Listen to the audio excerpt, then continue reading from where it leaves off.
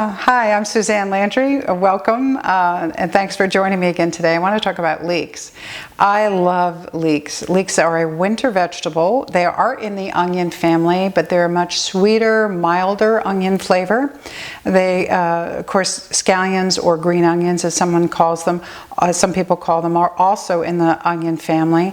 The white onions, the yellow onions, scallions, chives, they're all in the onion family.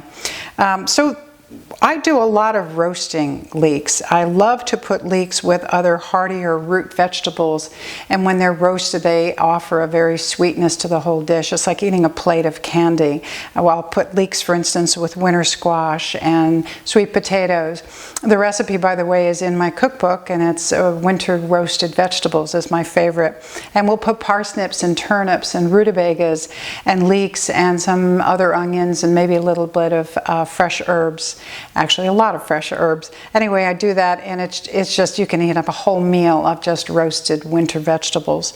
So the way I do it with leeks, if you cut the leek just across like this, in a roasting dish, it'll pretty much unravel.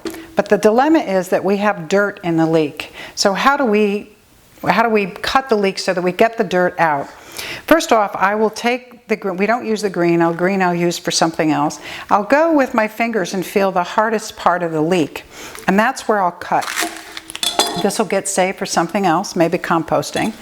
And for the roasted vegetables, so that it stays together, I will put my fingers across again. Make sure that you're holding your knife in a good, safe manner. And I come down and I'll do maybe ½ inch diagonal cuts like this. Now these diagonal cuts will tend to hold together when they're roasted much easier than this one piece that's a circle. But on the other hand, I have some dirt in these leaves. You can see right here I've got some dirt. So I'll put those diagonal pieces in a bowl of water and I'll let it float for a few minutes. And when I go back to it in a few minutes, all this dirt has dropped out, and I could take the leeks out and put them with the other roasted vegetables. Now there's another way that we want to cut leeks. If you're just putting it in soups or stews, make sure that you wash the board, by the way, with good clean water and a clean sponge in between each time, because it's got a lot of dirt on it. So this is the way I cut a leek if I'm going to put it in a soup. I'll take this off. I'll also take off the green part. I'll cut down the center and cut down the center again and again.